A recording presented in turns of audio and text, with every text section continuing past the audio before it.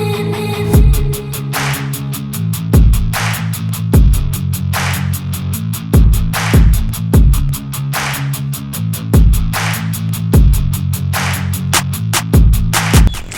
everyone, welcome back to my YouTube video and I hope you guys are doing extremely good. My name is Neha Singh and इस बार का जो मेरा vlog है वो है स्पीति का.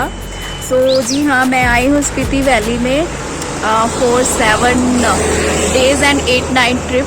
एंड ये जो मेरा ट्रिप है ये मैंने किया है विया Shimla and Kinnaur.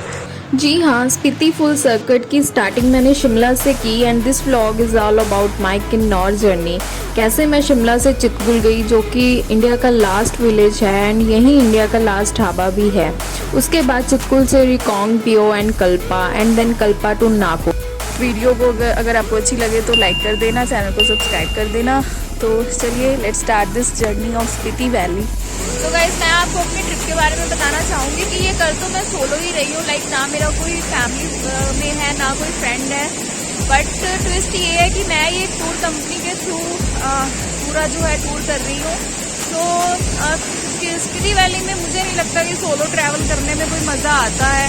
Friend circle का होना ज़रूरी है. अगर आप सोलो भी ट्रैवल करते हो तो आपका खर्चा जो है वो ज़्यादा ही होता है आई गेस, और टाइम भी आपको ज़्यादा ही लगता है. तो अगर टूर पैकेज के थ्रू आप जाते हो दैट इज़ मच बेटर. इसमें आप अपने फ्रेंड सर्कल को भी साथ में लेके जा सकते हो. तो मैंने जिस कंपनी के थ्रू अपना ये टूर पैकेज प्लान किया है उसका नाम है सफ़रनामा. तो लिंक इसका मैं डिस्क्रिप्शन बॉक्स में दे दूँगी. इनकेस अगर आप इंटरेस्टेड हुए तो आप इस कंपनी के थ्रू यहाँ पे आ सकते हो. जी, मैंने अपनी जर्नी स्टार्ट की फ्रॉम चंडीगढ़. वैसे टूर कंपनी का पैकेज दिल्ली टू दिल्ली था या फिर शिमला टू मनाली, बट मैंने अपने कंफर्ट के हिसाब से चंडीगढ़ टू चंडीगढ़ चूज़ किया. मैं सफ़रनामा टीम कैप्टन एंड अपने को ट्रैवलर से चंडीगढ़ में मिली. चंडीगढ़ से हम शिमला वोल्वो बस से गए एंड मॉर्निंग 7 AM शिमला पहुँच गए. शिमला वोल्वो बस स्टैंड से हम अपने टेम्पो ट्रैवलर में शिफ्ट हुए जिसमें हम अपना पूरा स्पीति एंड किन्नौर घूमने वाले थे. After settling down and 1 hour of journey हमने अपना फर्स्ट स्टॉप लिया नारकंडा में for freshening up and breakfast. अभी मैं हूँ नारकंडा में और नारकंडा में अभी ढाबे पे खाना ब्रेकफास्ट एंड ऑल करने के लिए रुके हैं. इसके बाद हम आगे बढ़ेंगे किन्नौर गेटवे की ओर. And dhaba location was extremely beautiful. The whole valley was covered with clouds. उसके बाद हम आगे बढ़े किन्नौर गेटवे की ओर. सो गाइज, अभी मैंने किन्नौर में एंट्री ले ली है और मैं हूँ किन्नौर के गेटवे पे. यहाँ पे आना हर एक ट्रैवलर का एक ड्रीम होता है. I am feel so blessed कि मैं यहाँ पे आई हूँ. Such an beautiful place.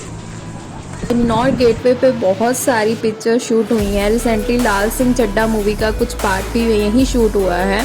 Extremely gorgeous place. Kinnaur road को most dangerous road of India के नाम से भी जाना जाता है. रीज़न भी जेन्युइन है क्योंकि रोड की स्पेस कम है, सो व्हीकल्स निकलने में काफ़ी दिक्कत होती है.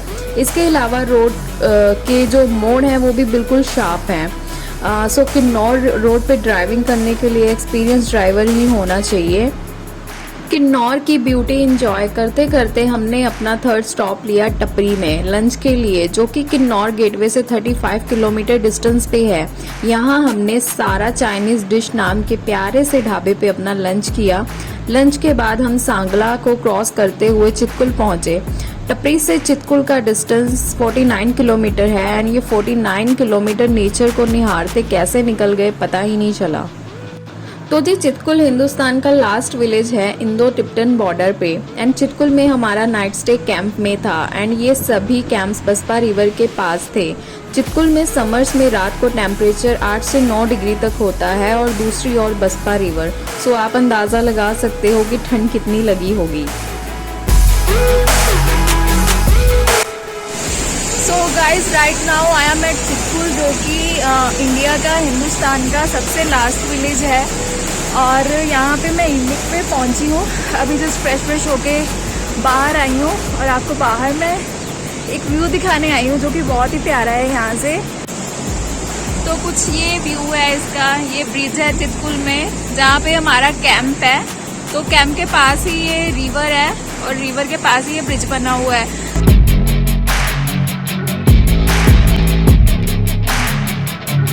सो गाइज, ये हमारा चितकुल में कैंप है, कैंप रूम है. अभी थोड़ा सा मैसी हो रखा है, sorry for this.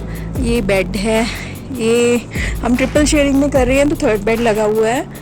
And this is the washroom in A camp and first time I am staying in A camp. ठीक है, बस यहाँ पे एक ही दिक्कत है कि गर्म पानी नहीं मिलता, बाकी ओवरऑल सही है ये camp. Guys, in A trip packing unpacking is a most difficult task. जो लोग भी ये सब करते हैं ना, हैट्स ऑफ टू देम। मतलब सीरियसली यार, ये अलग लेवल का ही टास्क है एक। मेरा एक्सपीरियंस मज़ेदार रहा। जो एक्सपीरियंस हमें कैंपिंग में मिलता है वो दुनिया के किसी भी होटल में नहीं मिल सकता।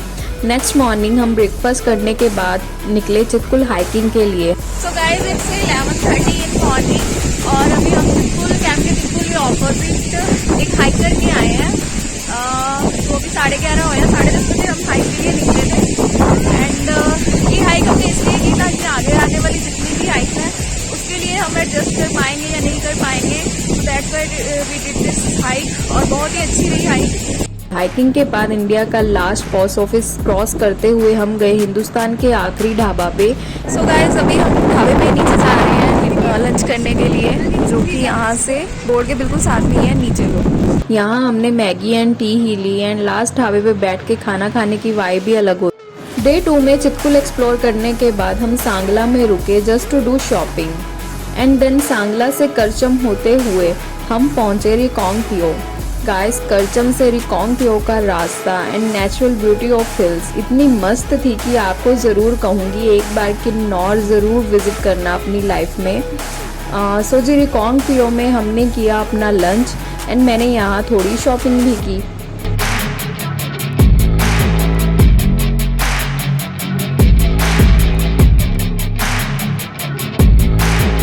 रिकॉन्ग से हम आगे बढ़े कल्पा सुसाइड पॉइंट की ओर। सुसाइड पॉइंट की हाइट 9711 फीट है फ्रॉम सी लेवल। लिटरली ये पॉइंट किसी से हॉरर मूवी से कम नहीं है।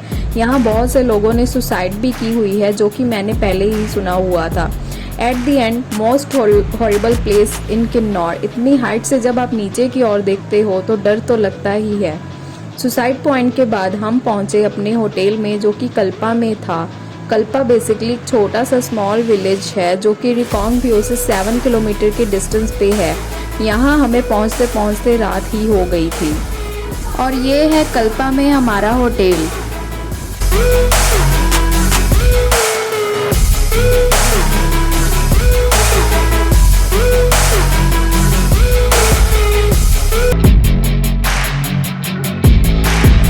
Morning everyone, this is the third day and I am in Kalpa exploring the local market of this Kalpa and right now I am at monastery. So yeah, देखते हैं अंदर जाके।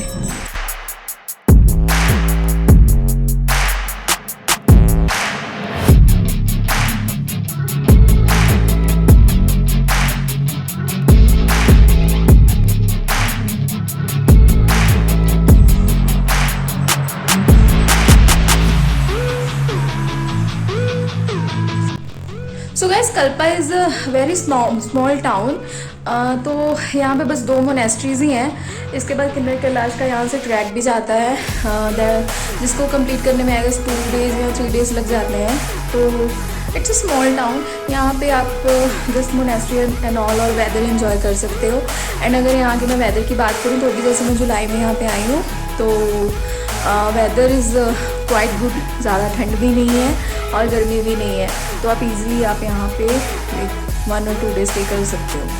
जिन्होंने ओनली किन्नौर एक्सप्लोर करना होता है वो कल्पा से ही वापसी ले लेते हैं, बट जिन्होंने आगे स्पीति वैली जाना होता है वो यहीं से अपना प्लान एग्जीक्यूट करते हैं। सो कल्पा एक्सप्लोर करने के बाद हम आगे बढ़े खाप संगम की ओर एंड इसका कल्पा से डिस्टेंस 80 किलोमीटर है। खाप संगम एक पॉइंट है या कह लो ब्रिज है जहाँ Spiti river and Satluj river आपस में मिलती हैं।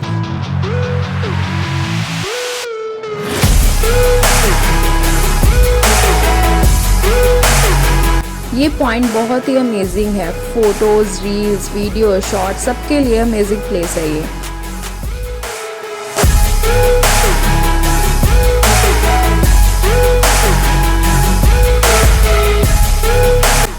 खाप संगम ब्रिज से हम आगे बढ़े नाको की ओर। नाको का खाप संगम से डिस्टेंस 27 किलोमीटर है।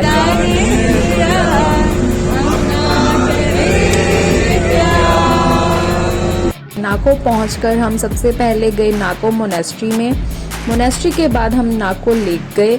नाको की गलियों में से होते हुए कुछ 1 किलोमीटर का ट्रैक करते हुए नाको लेक को होली लेक भी माना जाता है। No one allowed to take bath, swim और put feet into it.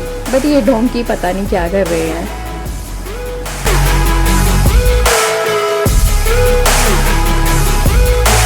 So guys, ये व्लॉग तो था मेरा किन्नौर जर्नी का, जिसमें ऑलमोस्ट सब पॉइंट इंडियाज लास्ट पॉइंट थे। अगला व्लॉग स्पीति वैली का होगा, जिसमें सब वर्ल्ड्स हाईएस्ट पॉइंट रहेंगे।